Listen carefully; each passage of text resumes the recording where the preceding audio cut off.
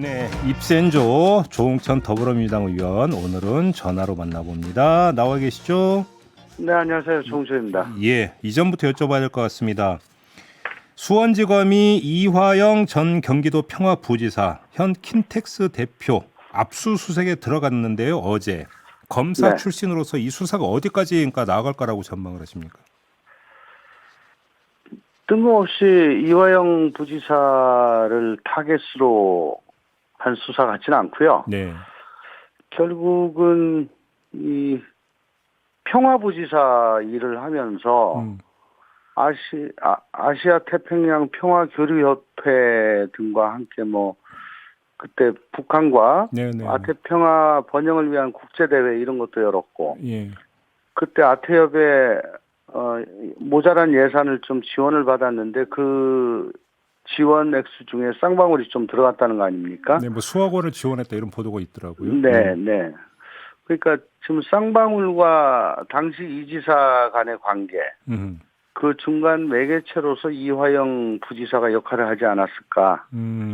그런데 또 개인 비리로 공직자 자리에 있었음에도 불구하고 법인카드를 받아가지고 꽤 오랫동안 썼다. 네, 상당, 여기 이제 약점으로 작용할 수가 있겠고.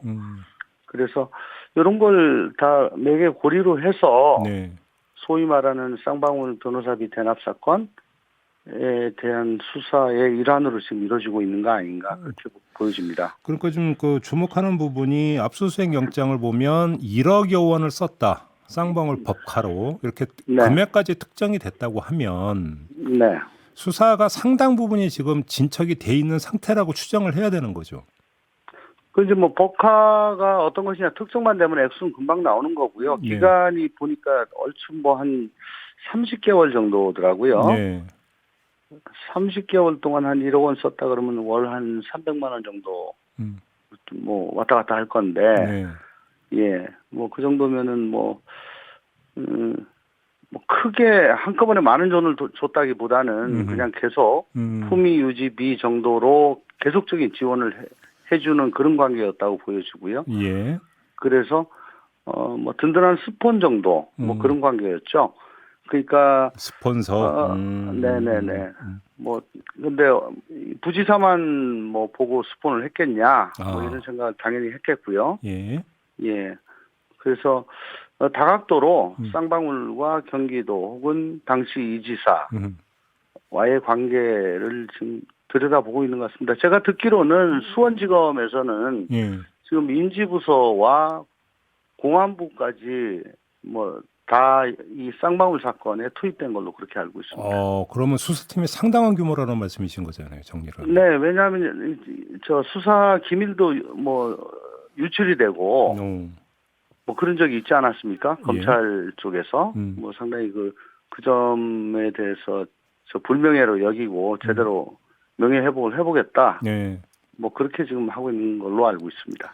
근데 애당초 쌍방울이 이제 이야기가 이제 입길에 오르내릴 때는 이른바 변호사비 대납 의혹 사건, 그리고 이태영 변호사, 그러니까 사실은 여기에 이제 맞춰졌던 건데 지금 네. 이화영 그 전 부지사가 먼저 등장을 했어요. 이걸 어떻게 읽어야 되는 걸까요? 이태영 변호사 관련 그 변호사 대납 사건이 그렇다고 해가지고 이게 없어진 게 아니죠. 이건 끝난 건 아닙니다. 이건 계속 진행이 되고 있는 걸로 알고 있고요. 예. 예. 그래요. 또 압수수색을 이렇게 어저께인가 나갔잖아요. 네. 예, 나가면서 그 부분도 또 같이 들여다 봤을 수도 있고 지금 예. 그렇지만 지금 이제 갑자기 이게 새로 부각이 되니까 아무래도 더 눈길이 가고 더 부각이 되는 거겠죠. 그래요. 그러면 그러니까 지금 잠정적으로 정리를 하자면 예를 들어서 이재명 대표와 쌍방울 사이에 이화영 전 부지사가 있다 이런 그림으로 지금 읽어야 되는 겁니까? 네, 그러니까 약한 고리로 지금 본 거 아닌가 그 사건에서. 네, 그렇게 얘기해 줍니다. 알겠습니다. 이거는 지금 예단할 수 있는 성질의 문제는 아니기 때문에 네, 그냥 일감으로 그렇다는 겁니다. 그렇죠. 일감으로. 이제 수사 네. 진행 경과를 좀 계속 주목을 해서 봐야 되는 이런 문제로만 일단 중간 정리를 하고요.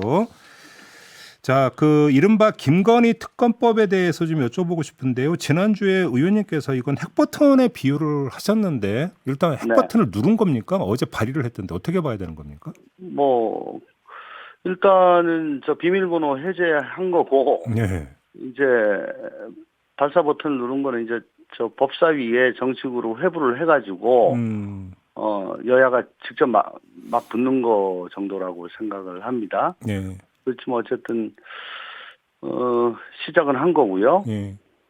근데 저는 그런 생각을 해요. 칼집에 있을 때 더 무서워 보이는 뭐가 아닙니까? 아, 예. 근데 이걸 꺼냈단 말이에요. 그럼 이제 우리 당은 이거 뭐 꺼냈으니까 무라도 쏠라고 들 거고, 야당은 야 저 이빨 빠진 거다 저거. 그러면서 계속 저 아무것도 아니다라고 할 거고. 근데 역대 특검을 보시면은 이게 어느 한쪽이 주장해가지고 성사된 적이 없고 다 여야 합의로 처리가 됐습니다. 특검법은 예, 네. 왜 여야 합의로 됐냐?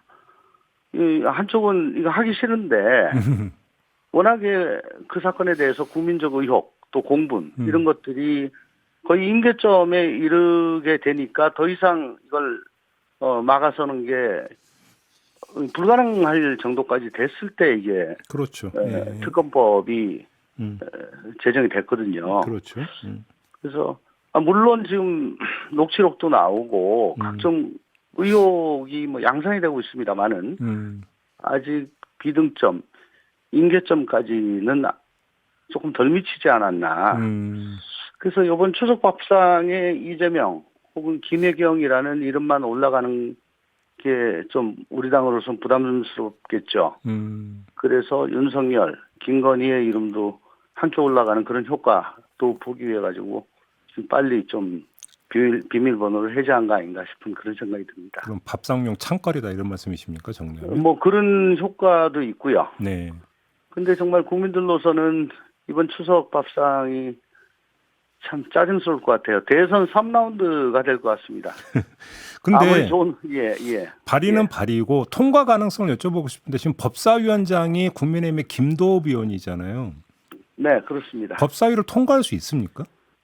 뭐 거의 힘들다고 봐야죠. 정상적으로 통과는 힘들다고 봐야 되고. 예. 그래서 우리 당이 할 수 있는 건 이제 패스트 트랙이죠. 아, 네. 그래요.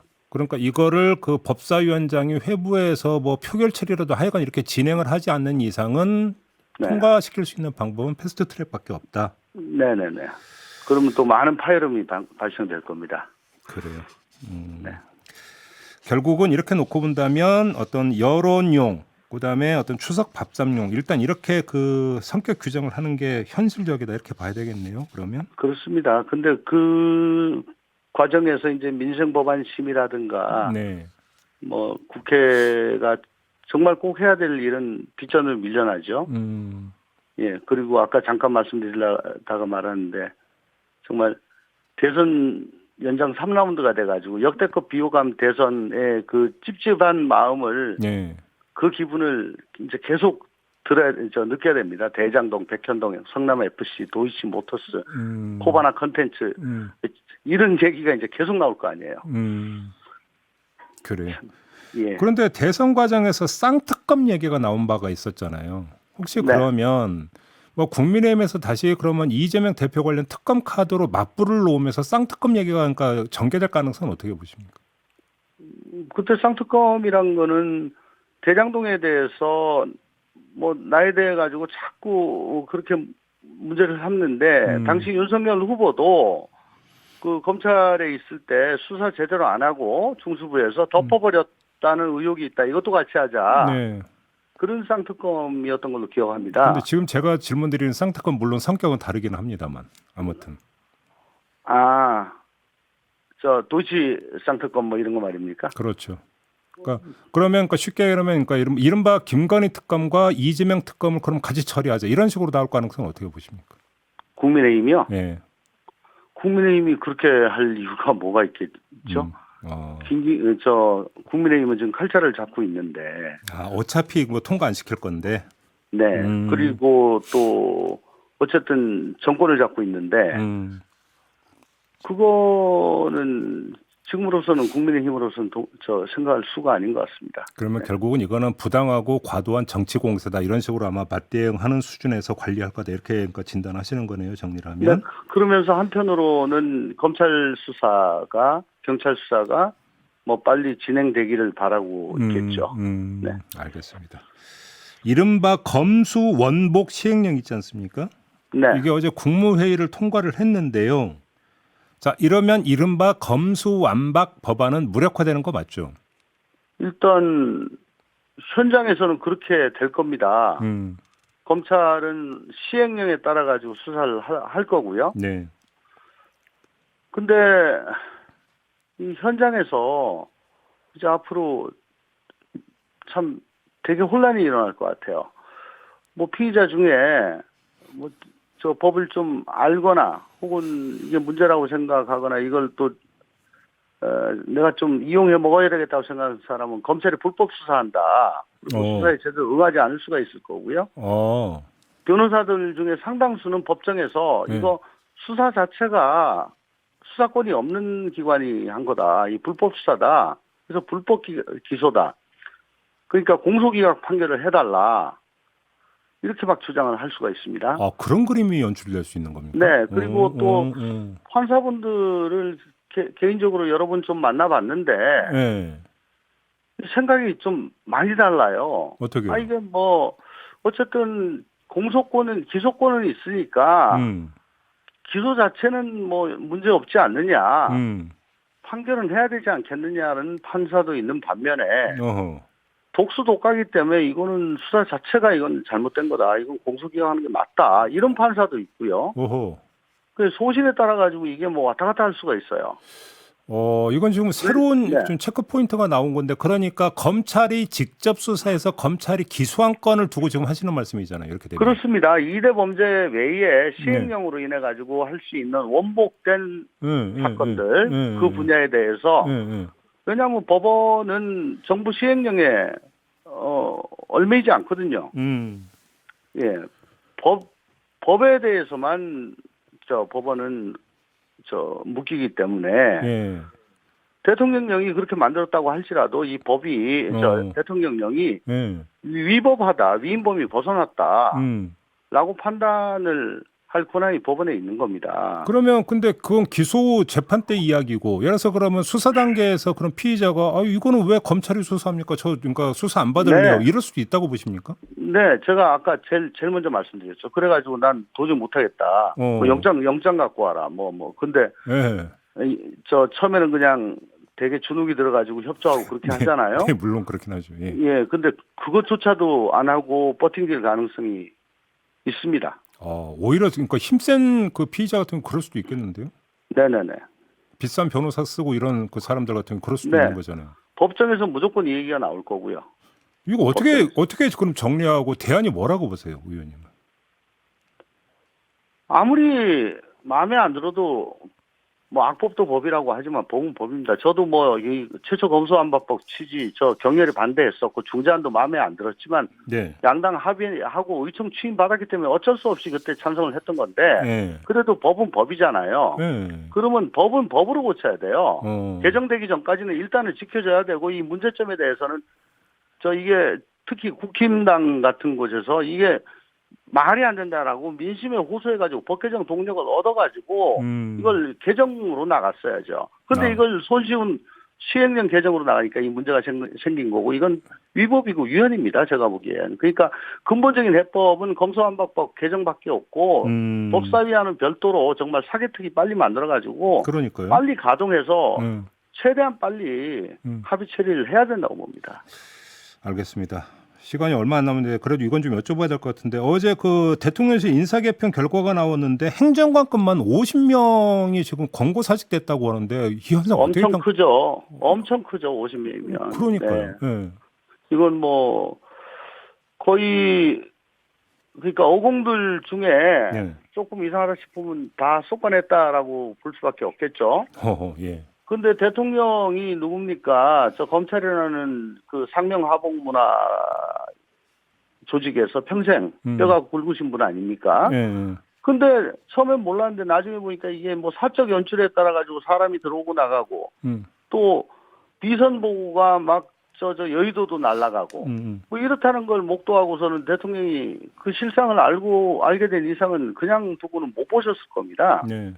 그러니까 거기에 해당되는 어공들, 쉽게 얘기해서 그 윤핵관 라인들 이 지금 대거 좀 돌아가게 되는 그런 걸로 보여지거든요. 네. 근데 이제 권력에는 진공이 없는데 그러면 그걸 누가 채우느냐. 그러니까요. 예. 그걸 잘 봐야 되는데 어쨌든 저 부속실이나 인사 감찰 라인 쥐고 있는 그 문고리 권력을 쥐고 있는 검찰 라인 검핵관은 아무 문제가 없고요. 알겠습니다. 지난주에 아무튼 이걸 백설기에 비유하셨는데 이 정도면 백설기가 아니라 시루떡에 비유해야 되는 거 아닌가요? 그렇습니다. 예. 네, 알겠습니다. 뚝 떼서 날아갔습니다. 네, 마무리하겠습니다. 고맙습니다, 의원님. 네. 네, 더불어민주당의 조홍천 의원과 함께했습니다.